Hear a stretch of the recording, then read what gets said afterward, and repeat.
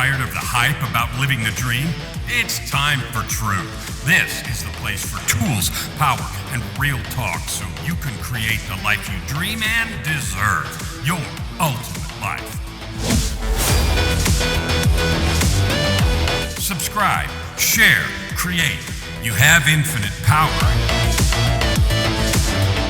Hey there, welcome to this episode of Your Ultimate Life, the podcast that I created and dedicated just to help you, each of you, create a life of purpose, prosperity, and joy by serving with your divine gifts and your life experience. And I call that Your Ultimate Life. Today, I'd like to welcome special guest Steve Krivda. Welcome to the show, Steve. Thank you, sir. Definitely an honor to be here with you. I appreciate your time here. This is going to be fun. Oh, hey, you know what? I have watched you and seen, the stuff you put up and the videos and the encouragement that you offer people and the wisdom and the truth that comes from your own experience. And that is so important. I mean, we live in a world that is difficult unless you're connected to a real purpose. And I know you're a devoted Christian, disciple of Christ, and I appreciate that about you. Anyway, today we're not going to do religion, although it'll come in a few places somewhere. But I want to ask you first, what does Steve do? And I don't want you to be modest, even though you might be inclined to do that. But what does Steve do to add good to the world? Man, how much do I love that question? I want you to just answer it. What do you do to add good to the world? I was thinking about this earlier when I was on a call with somebody, and I take a stand for the person, and I think that, there's different definitions of what does taking a stand look like. And one of the interesting things, Kellen, and I appreciate your background as well as coaching and being able to see beyond what people see in themselves, is sitting in that place of understanding people's blind spots. I don't know what their blind spots are until we start talking and they start becoming more visible. For the person, I ask enough questions, I help them dive deeper into themselves, and once we see what they want to create in their life, what they want, they start building their life out. They start inventing, themselves, meaning, pulling their most powerful and best qualities out, and what they look like, and taking a look at their limitations that they've created and what their powerful beliefs are and what their skills and everything about them, I don't differentiate between good and bad. I'm like, everything's about you is there. So let's see what it looks like. And then we create something from there. So when I say I take a stand, I'm not going to, I refuse to allow people to, of course, everybody's individually, so the conversation is different for each person, but I refuse to allow someone to create a dream that they want, a life that they're looking to create for themselves. I refuse to allow that to go to the side and allow that dream to die with them at the end of their life. What, so the question was, how do you add good to the world? And by taking a stand for people that you talk to, helping them identify, clarify, and articulate a dream that they have, and then encouraging them, refusing to allow that to just sort of go to the back burner and then go into the bin of yesterday's news. You have changed, or you at least offer the opportunity for them to change their life and to create that dream that they had. So that I understand that, and I love that, and thank you for being that person. Tell me what else you do, and not that that isn't powerful and good, but I'm curious. Everybody's got multifaceted things, and when we breathe, we add carbon dioxide to the world, and we can also choose what else we add. So I use the phrase "add good to the world" because tell me what else you do that adds good to the world. Well, I think, and thank you for expanding. I realized after I said it out loud, it's very book written response I gave you. And when I take a look at, as you were talking, how do you add good? It's living the character that I talk about. Being that, being a man of integrity, being an authentic person, and just showing up. One of the things we talk about often in my house, Danielle's my wife. We have some pretty deep conversations. It's really interesting. And we talk about, what is it that when we're dead and gone, what's the legacy that we leave? And I don't believe in money legacies. I mean, they're cool. Having your name on a hospital is nice, or on a park bench is kind of cool, but that hospital could burn down and then people forget about you. But what are you leaving behind as far as qualities, characteristics, habits, and so forth, right? So in adding the good into the world, it's, how am I going to impact somebody that's going to impact somebody else? Am I living that? Am I being a hypocrite? Am I being open, honest, and vulnerable with people and just allowing them to see, this person on the outside that does cold plunges and goes to the gym every day? Or am I allowing the person to see my ups and downs in life? I struggle too. I run into roadblocks all the time, so it's allowing people to be normal. Like, yeah, if you're up to something in life, you're going to butt up against something. So congratulations for that. That's a breakdown. It's awesome. I love breakdowns. I celebrate them almost as much as I do celebrate breakthroughs. So when you talk about, where do we go beyond that? How do we expand out? Well, it's in the giving and the serving of it. One of the coolest questions you asked me on our very first conversation, I think we were about 3 minutes into the talk. You said, "How can I love on you today?" And I was like, "Oh, I love that question, dude." I was like, I don't even know how to answer that. I'm like, let's just start talking. And, I think it's a really powerful place to be because, and I'm going off on a side tangent here, so I'll pause after this note, is that, I think that we have, as a society, we have a hard time loving on each other, for multiple different spaces of reasons and all that kind of validations. And so when you ask that question, it can cause a lot of resistance, but it opens up a whole plethora of, this call's really going to be about me. How can you love on me? What's missing from my life that Kellen's love, respect, conversation, who he is, how is he going to pour into me today? It's like, man, I really have to take a self-reflection on this. And it's just a really neat place to be. So when you said that, I took that to heart, and no pun intended. And I actually use that in my conversations. I think I love it. Some of the things I ask people, how can I love you today? And I mean it with all my heart. And the other thing I ask is, what do we need to do to create a miracle for you today? And that's even if I've got a 30-minute call that I've never talked to him before. I'll just open with that and say, I know this much about you, but what would be a miracle that we could create today? And often people are sort of confused by that. And occasionally someone will just stop and they'll think about it and they'll hear it like it was intended and they'll say some stuff. And then in 30 minutes, it's amazing what you can create. So I'm going to ask you a little bit more. You said you refuse to let people's dreams fall off to the side, go to the back burner and disappear. Do you hold that space for yourself? Do you hold that intention and power for you, that you refuse to let your dreams go off to the back burner and into yesterday's news? I have in the past, Mm-hmm. no question at all. And and so to answer the question, there could be things that I don't know. Mm-hmm. I'm sure there's things all of us don't know, so that's not news. I'm talking about the stuff that's swirling around, right? Yeah. The don't know is the big part of it.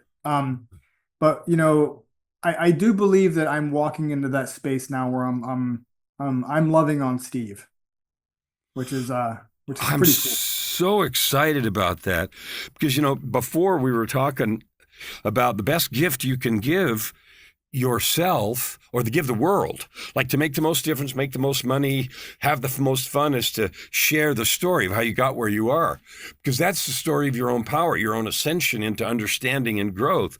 And the best thing you can give yourself is to just flat out love yourself. Yeah. Like full on, like God would love his creation. And if we do less than that, we're certainly not developing ourselves as much as we could. And we certainly are not doing what God intended, I think. I don't know. What do you think about that? No question at all. In fact, there's a statement that I heard back in probably 2013.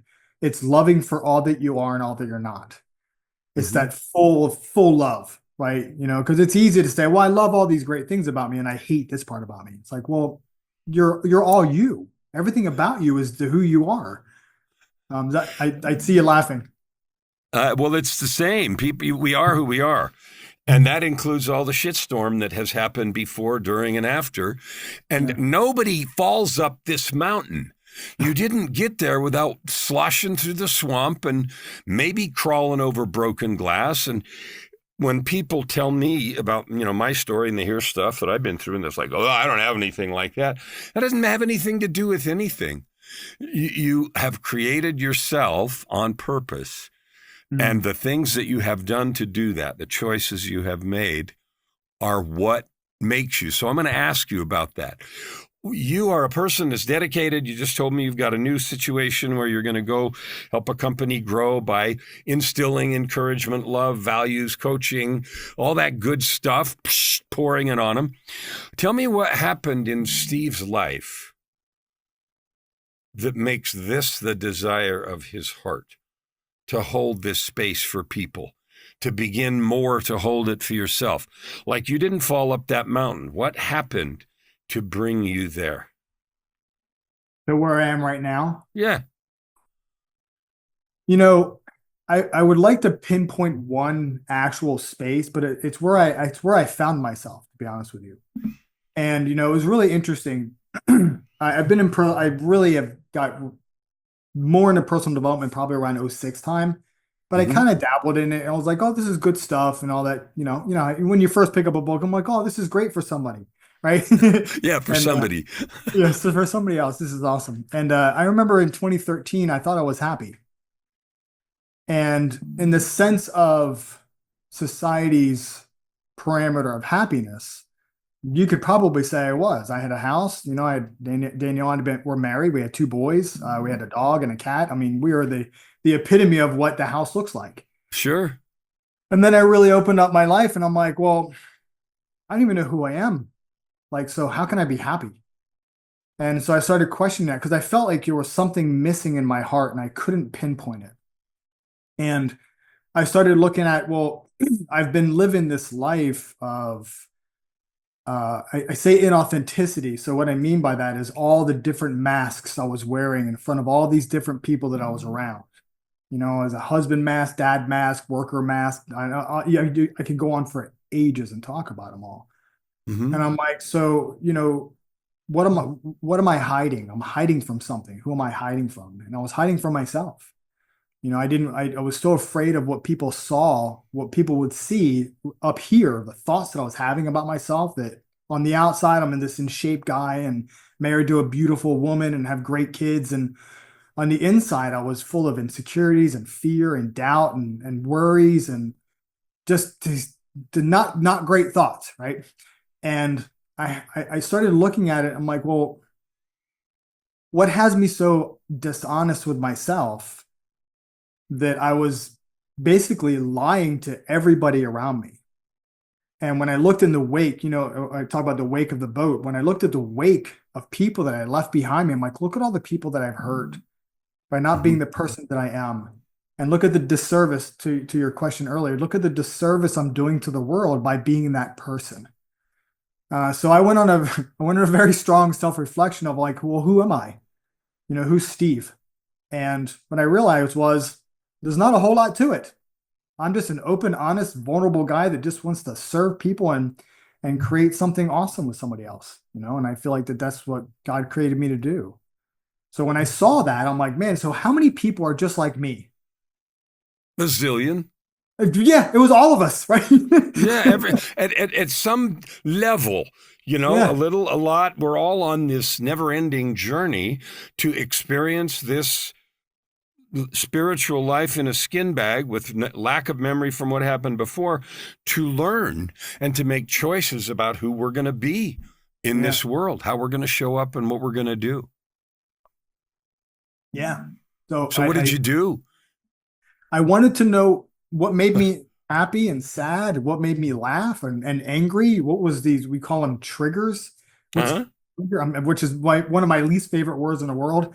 And I'm Right. like, so what was I blaming? Who was I blaming for the person that I Mhm. was? And I started looking at, well, how am I responsible for me?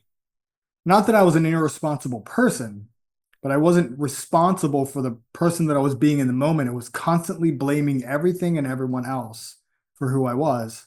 Yeah. And I was looking for all these outside things for happiness and love. And I was looking for my wife to love me instead of just loving her and allowing the love to be the what it is. Hmm. And when I started looking at this stuff, I looked at all the systems that I created in my life to validate, excuse, and reason myself to pieces, to just act however I felt like acting, no matter who it impacted in a negative way. It didn't really matter if I needed to lie, cheat, steal to get what I wanted. It was one of those things that was constantly running through my mind. I'm like, how did I get here? Goodness gracious. And thank you for saying that, because that question, how did I get here, is the beginning of the thing we were talking about before. Because when you've addressed that, and I want you to keep going and tell me how you did, because then you're not here anymore, you're here, right? Yeah. And so going through that is the important crux of how did I get here, and make some choices about, I don't want to stay here and get here. So keep going. You said, how did I get here? Yeah. So how I got there was, it was a big giant hiding game for me. I was constantly hiding. I was just hiding myself. And so the first thing I had to get checked was, and I remember the day that it happened. I was in a summit somewhere and they were talking about integrity. And I'm like, yeah, doing the right thing when nobody's looking, right? Yeah, I got that, right? And when I really dove into integrity and what it looked like in my life, I had zero of it. Bless you. And when I look at that, that was probably the epicenter of the challenge that I was dealing with. Is that I grew up in a small town in New Jersey, and it was don't trust anybody, because if you do, they're going to take advantage of you. And if they're nice, they're probably there to get something from you. So like, you could imagine this person that you see right now that just loves everybody, how convoluted of a thought process that is, and how Yeah. warped I was trying to live my life that way when it goes against everything that I am. Yeah. So So then what? You said, I have no integrity, meaning yep. authenticity, meaning I have no either courage or willingness just to be who I am. It's always got to have this overlay that is situationally appropriate. Yeah. Yeah. That's big. You just nailed it right there. Right. And so what I thought was when I sat there, I think I probably broke down into tears on and off for about 3 or 4 days. For a multitude of reasons. One of how I treated the people in my life that I love the most. And I'll get into that in a moment. And then also how I was treating myself. I had no chance for anything great in my life because of the way I was being. And I think what was interesting about it, Kellen, is that no matter what I was doing, how I was acting towards other or myself, I could prove myself right so well that it didn't matter if I was right or wrong. I would just outlast the person until they just gave up, and I'd be like, yeah, of course, because I'm right. It was terrible how I treated people. And so that's the beginning of it. Once I started going down that path, I had a lot of conversations to have. And it wasn't, I acted this way because you said or did or acted back. It was, I acted this way, and I'm from our conversation here, I realized that there was some damage done, and I just want to say I'm sorry. And just owning it. No matter what they said, yeah, that's just what happened. So when you started doing that, that change is a realization. The execution and habitizing, creating a habit and creating a being around that takes some time. How long, I know we're never done with that journey, but how long did it take you before that sort of new being was institutionalized in your way of being, instead of being something you had to go find quick? Oh man, yeah, find it quickly, right? Yeah, yeah. Oh, no, I'm supposed to do that. Yeah, no, wait a minute. Yeah. Before Oh that kind crap, of went away. I'm my Yeah, old self again. Damn it. yeah. Right. It was when I realized something really powerful, and I know you know this, but whoever's listening to this, I have this pen here, and this is one of one. This is built, this was constructed, a client bought this from me. The guy he knew built this from the redwoods of California. Oh, cool. And I was like, wow, this is amazing. So like you can imagine how much meaning I have in this pen. Yeah. But if I were to hand it to you and didn't tell you the story, be like, hey, here, you'd be like, oh, hey, this write's really nice. And you'd probably put it in your desk or maybe use it from the time to time.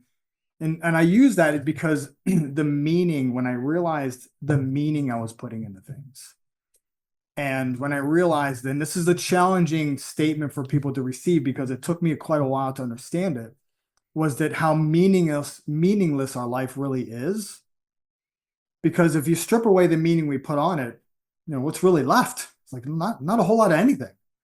But everything that we have, you look behind me, there's so much meaning on these shelves. Like we could spend the rest of the time talking about the meaning from individual things. But if you come into my house, you wouldn't know. Be like, oh, cool. He must like Rocky, whatever. Sure. But they don't know that I got that 2 years ago from our youngest son because he knows what a kind of a fan I am of Rocky and what that persona has done in my life of always get back up. Right. So you see all the meaning in it, right? Well, when I realized the meaning that I was putting into things, I had to take a look and be like, man, where did I? That's an interest. I love this statement. I say this to my questions, my clients and myself is that's an interesting belief. I'm curious, where did that come from? So I had to analyze, who am I? What built me? The beliefs that I have that are not bringing me closer to happiness and joy and greatness in my life. It's like, well, where did I come up with that belief? And who did I adopt it from? And what opinion created that for me? So I started going down all this journey. And then, it was really funny because when I looked at my beliefs, this is where my righteousness came in. I didn't really care what you believe. This is my belief. You have to believe what I believe, or we're going to argue about it until you either give up or get on board with me. Right. It's terrible. I look back and I'm glad I can laugh now, but it was horrible. So how long did it take? Completeness is what I talk about. Okay. And when I say completeness, it's not as important as understanding where we're incomplete. And the incompleteness I had were all the people that I love the most in my life. I had a conversation with several of them, and there were multiples of them to let you understand where I was. They said, this is great, Steve. Love it. We're going to see how long this lasts. Right. Right. And and I can't blame them because I created that life for them to see me as. And, what was interesting, Kellen, it took me several months to create these new thought habits because I constantly felt myself being pulled back into the person that I was. Mm-hmm. And I could feel it coming. Like I could feel this angst coming from me in the conversation. Like, ooh. And I would have to stop. I'm like, can you give me like a moment? I said, I need to gather my thoughts. And it wasn't that I'm getting ready to freaking launch a diatribe that's going to blow your mind and you're going to hate me for the rest of your life. It was like, I need to gather my thoughts for a moment here. Or I would blurt something out. I was very good at being passive aggressive. So I blurt something out and I'd be like, and I would say, man, that was probably hurtful. I'm so sorry that came out. That's something I'm looking to get a hold of. What I really meant was what you said hurt my feelings. Sorry about that. And just being really honest and brutally honest, and just no matter what they say back, has nothing to do with me being clear with them. Right. Yeah, that was a rough several months, and then probably about a year and a half is when people really started saying, okay, it's been long enough. I can let Steve back in my life. I can see that he's making this effort to change. Well, that's fabulous. And I know, because I know this process and I know you, that just keeps going from there. In other words, the continued examination, looking at more things. One of the things I found when I made some radical changes in my life, started in 2007, I didn't start till I was 52. So I understand how that goes. Cheers. Yeah. And I noticed how difficult it was to do alone, and to the needing support and coaching. I mean, we're both coaches, so that kind of thing. What were the important things to help you stop pretending? So we're talking here about creating your ultimate life you love to get up to every day, and you love everything about it. What were the important things that you needed to get in your life and around you to support that growth? Because people are going to be asking, Okay, Yeah. wow, that's a lot of work. And how did you do that? So, what were the important pieces? Okay. Beautiful. So there's several things. Let me just take a note so I don't leave anything out. So the first one was coaching. I got a Okay. coach immediately. My first coach was in 2013. I had him for a little while, and then I ended up I don't remember the last time, except for recently. I don't remember the last time I didn't have a coach in my life, and even Hmm. now I have two. So Okay. it's that was one of the thing. One in structure. So and the structure is not as important as how much the structure lines up with where you're going. So me waking up in the morning at 20 to 5 to get Hmm. up and get the boys ready for school and work out and pray together and all that kind of stuff is not as important as what we're looking to create with ourselves. Do I Okay. want to be in great shape? Yeah, love it when my wife looks at me. It's kind of awesome, but it's more about what am I doing for the boys? So like understanding what has me get up changes the whole thing. And Right. I think that's awesome. However, one of the things that, and you probably have come across this before at least once, and said sarcastically, is, if I had more motivation and I was inspired more, I would X. And I'm like, well, or if they were more committed, just choose your word, plug it in. That's missing from their life. Otherwise, they would have the life of their dreams. And I'm like, well, if you're waiting for somebody to motivate you, good luck. That doesn't last long. If you're waiting to be inspired, that's awesome too. That's not going to last long either. No. If you have a commitment, you're probably, oh geez, here's something else I have to do in my life, or this is going to be hard, or whatever negative connotation we put on the word commitment. I had to actually become the person. I'm not somebody that has to get up in the morning. I'm just the guy that wakes up. It's part of the person I decided to become. So instead of having the commitments, it's about becoming what that commitment is. And that comes down to, motivation, inspiration is beautiful. However, it comes back to how we first started this part of the conversation was integrity. Am I keeping my word to myself? And if I'm not, something got in the way. I can beat myself up over it, which I'm an expert at, or I can take a look at, what got in the way with that. And what can I need to acknowledge it and clean it up. And then I can get to restructure my word. And then, okay, so is this one going to work? Is this structure going to work? My alarm used to sit next to my bed. I'm like, nope, that's within fingers distance. I can snooze that one all day long.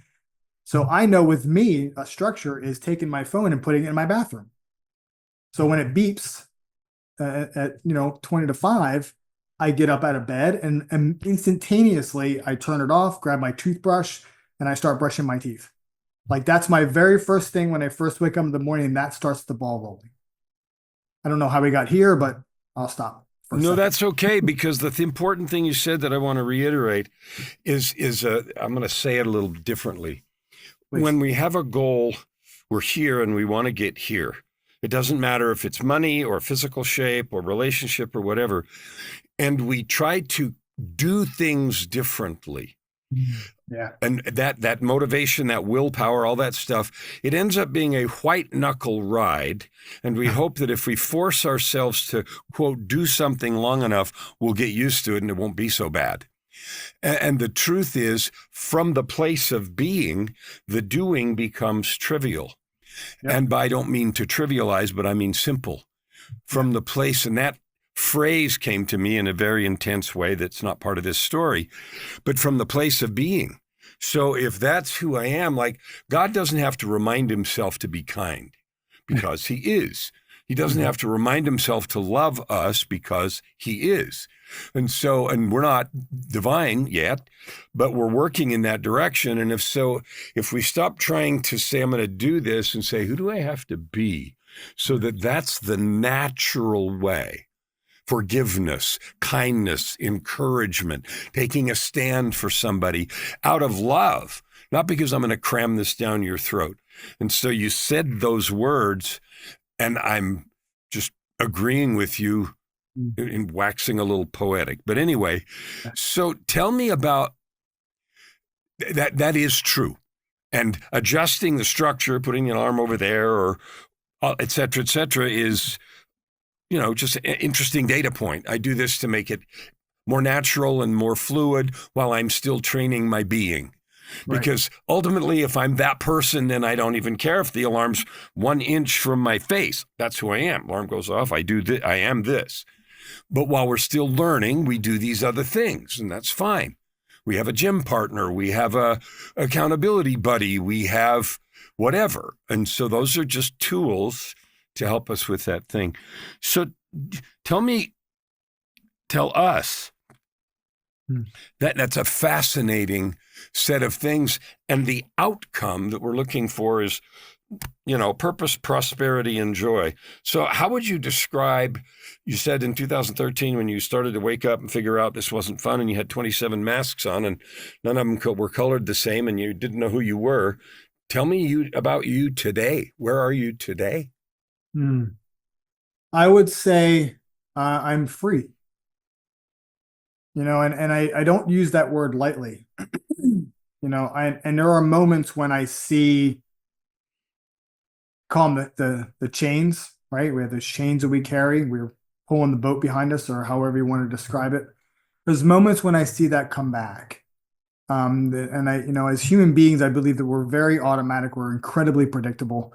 And so we start paying attention to what's going on. And when I say predictable, it's like there's words there were certain words in my life that you said them to me, and I don't remember what happened afterwards. Like really just unfortunate things. And or if somebody is this is one of my favorites, Kellen, is that if I felt as though somebody was challenging my intelligence, I would automatically show up as incredibly aggressive and wouldn't even know it was happening. Had no idea this was going on. I didn't know how these cycles and these patterns were showing up in my life. So when I look at myself now, I am, and this is, you might, if somebody's listening, like, that sounds like a lot of stuff to do. It really isn't. I'm constantly checking in with myself. If, I check in with myself around 10 o'clock in the morning, I do 10, noon, 2, and 4. It's when my stuff goes off on my phone, just as a reminder to keep myself, hey, what time is it? And, I do a check-in before Danielle and the boys get home at 4 o'clock. And when I do that, I'm just saying, how are you feeling? And I just ask myself the question. I'm like, well, that's a really good question. I feel pretty darn good right now. Or is there anything I need? No, I'm all right. However, where I look at myself is that because I'm a human being, I like to say I'm perfect and everything's always so awesome and pretty and roses are floating around my mind. But that's not the case, man. I'm a human being. We deal with life. And so like when frustration shows up and I look at it, I'm able to create a distinction of, all right, so what do I think should or shouldn't be right now? Or what am I looking to prove right or wrong? Or how am I creating a distinction that's creating this frustration for me instead of looking at it for exactly what it is and without my meaning on it? And I think that's, when I look at myself now, it's just addressing those things.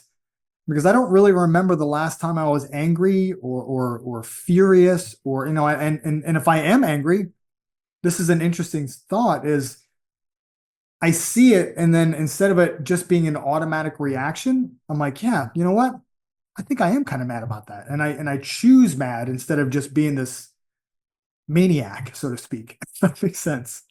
Well, the phrase, a buzzword in the personal development industry is we create our lives. We literally call all part of our experience into existence. And you've said that by the meaning we establish, things are just things, right? Yeah. Shakespeare said something like, nothing's ever good or bad unless we think it's so. And I'm terribly paraphrasing, but whatever. And we do literally create that. So tell us, so you're happy. Yeah. Are you happy like a little, 40%, 70%, 92.7%? How much do you feel like you really are living the life you want? Yeah, I would say there are, other things missing that would be cool. Yeah. But it doesn't affect me in the way of my happiness. I could say I'm happy a very vast majority of the time. That's so important. People, they have this "I'll be happy when" sort of disease.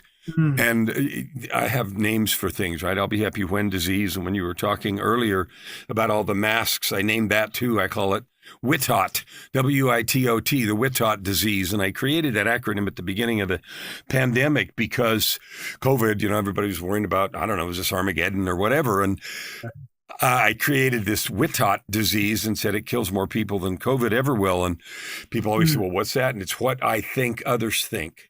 Oh, right. And the WITOT fungus, right? Writing it down. Yeah, we have these diseases, and we are. I say to people, well, "You're infected with WITOT." What's that? What I think others think. And at the end of the day, we create our life. We came into this world with nothing. We're going to leave with nothing, and the only thing we're going to present back to our Creator is what we've made of ourselves, and that's it. And there's going to be nothing else that we take. What we've made of ourselves. Anyway, so tell us how you offer things. Like, I know you're a coach. I know you said you've just now gotten a larger kind of gig that you're doing with somebody. But what do you offer? How do you help people, those people that you hold and you won't let their dreams slip off the table? What do you do? I do a multitude of different things depending on where the person is. Obviously, I do my best not to let the financial part of it burden it. So I always create something for somebody. So, okay. So I have a multitude of different tools, but one of the things I just, very incredibly similar to what you do. I said, what do you want? Like, I just ask just a question and we have a conversation. And one of the things that I'm very glad that I came across this was actually at a Maxwell conference back in 2015. And it was the power of question. Mm-hmm. And we can, you can pick up a book and you can get all kinds of really great advice. However, now how great are we at receiving advice? I mean, we look for the advice that's going to go along with our own beliefs most of the time. And so I don't give advice. I don't really want to give advice because I don't have to know everything and I obviously do not. However, in those conversations, it's not me talking all the time. It's me asking questions like, well, what do you want? All right, cool. So, one of the things you asked me, and I remember this stuff because I implement right away. And it's like, well, why didn't you have it? Not, what do you need to get there? It's like, well, why didn't you already have it? Well, what's missing? Like, well, this is missing. All right, cool. Well, what's going on there? Well, I don't really know. Well, if you had to guess, what do you think? Like, so you're just kind of like moving through the questions and kind of allowing that person to really address themselves and go, I've been feeding myself a whole bunch of excuses. That's why I've been doing. I'm like, oh, awesome, man. Congratulations. That's massive. So now what? Right. Like having that conversation there, man, it's one of my most favorite, you can call it exploration, discovery. The label, it really doesn't matter. But it is a really powerful conversation to help somebody create something that they want, not create something different, but create something that they want. I'm going to give you a thought about how to think of that. When you're holding them with an eye to their possibility, you do it through the same lens that I do, and that is that they're a divine being. They were created with a purpose, and any negativity in their life is something they've invented. And so the thought is, what can we do in this conversation to change the frame, to eliminate the dirt on the lens, or whatever metaphor you want to, eliminate the stuff that's, quote, in the way or sabotage and all the regular words. But the truth of what you're doing, Steve, is you're just loving them the way that the Creator would love us.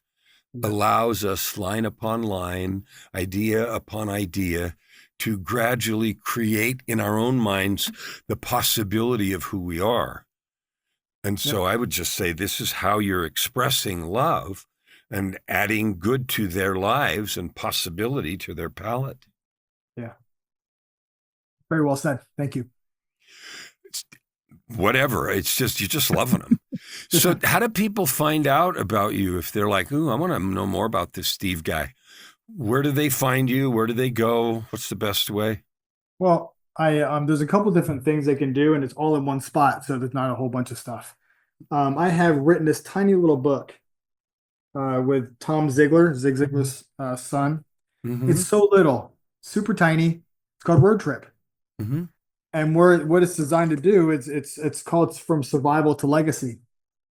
I believe a lot of us are surviving, just barely making it. Mm-hmm.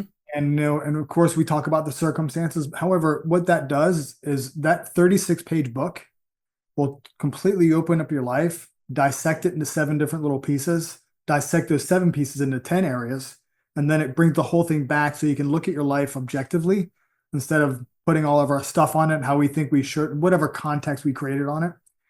And so you get the book, and I put the I also narrate it. So if you just want to listen to it, you can listen to it. So I put all that stuff together. I did some goal setting. I put a whole bunch of stuff in one email.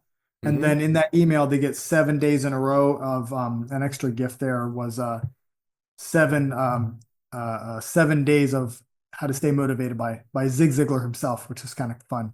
Cool. So where do they get that? They can go right to stevekrivda.com/motivated. All right. So that's what I was looking for. Steve Krivda, Krivda, stevekrivda.com. So if you're interested, and I recommend that you do, he posts cool stuff on social too. And there aren't a million Krivdas, Steve Krivdas. So it's not hard to find. A lot.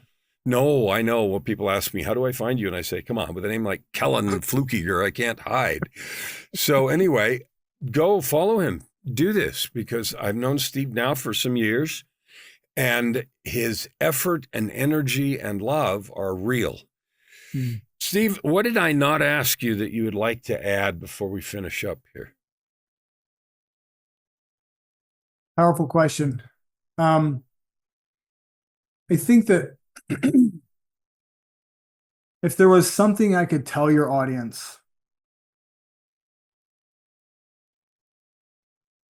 is that if you're not happy or things aren't going your way, if you're in a corporate job and you want to move up and you're stuck, or whatever word you want to use on it, I'd like for you to remove the words fault and blame from it and allow it to be that you made decisions, you did what you did, you said what you said, so forth, and that's it. And take a look at it from a place of responsibility, because it's easy to blame. Blame and fault carry a lot of emotions from it. But when you sit in a place of responsibility, I'm simply responsible for the choices that I made. And that's it. So if I'm responsible for them, then I can also be responsible for different choices. And when we pull our emotions out of it and how the world tells us how we should think about ourselves because we did this and we should be punished and condemned and all this kind of stuff, it's like, man, not really. Are there consequences? Yes, that's not what I mean. But what I'm talking about is the emotions that come with it.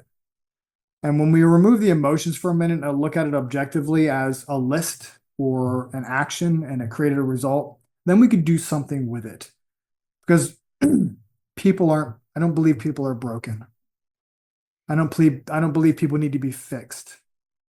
I do believe that we can come together as people, whether it's one-on-one like we're talking here, or there's an audience listening, or we're standing in front of people, or we're just simply taking a stand for our family. When we slow down for a moment and allow ourselves to be human beings with thoughts and beliefs, and meeting that person, not that they're right or wrong, good or bad or indifferent, or they should or shouldn't be something, and we meet them as a human being, that we screw things up all the time and we do great things all the time, and just allow them to be that way with love and grace and mercy and forgiveness. When we can do that as a society, brother, it's a complete game changer. And I believe that we can do it. But the challenge that we need to remove is when we're making it all about ourselves. When I'm doing things to receive, I'm doing things to get. Not simply, because by the way, and Kellen probably will back me up on this, when you serve your ass off, it's amazing the things that come back. It's amazing. So when we go that way, there's nothing wrong with you. You're not broken. You're not stuck. You're simply in a place where you might not know what the next question is. So seek the next question. Allow the question to not find the answer, but find a bigger, more powerful question. To just allow that journey to manifest in itself until you start finding some things where you're like, that's interesting. I think I want to explore that more. Steve, I want to thank you for being with me today. No, I appreciate you, brother. Thank you for having me here. I want to encourage listeners to take some time and listen. Steve's very clearly and articulately, talked about struggles we all have more or less of, and choices that we can all make. to change our circumstances, taking responsibility and then making better choices. And those are the fundamental first steps to creating your ultimate life. Never hold back and you'll never ask why. Open your heart and this time around. Right here, right now. Your opportunity for massive growth is right in front of you. Every episode gives you practical tips and practices that will change everything. If you want to know more, go to KellenFlukigerMedia.com. If you want more free tools, go here, YourUltimateLife.ca. Subscribe, share. Stand with your heart in the sky and your feet on the ground.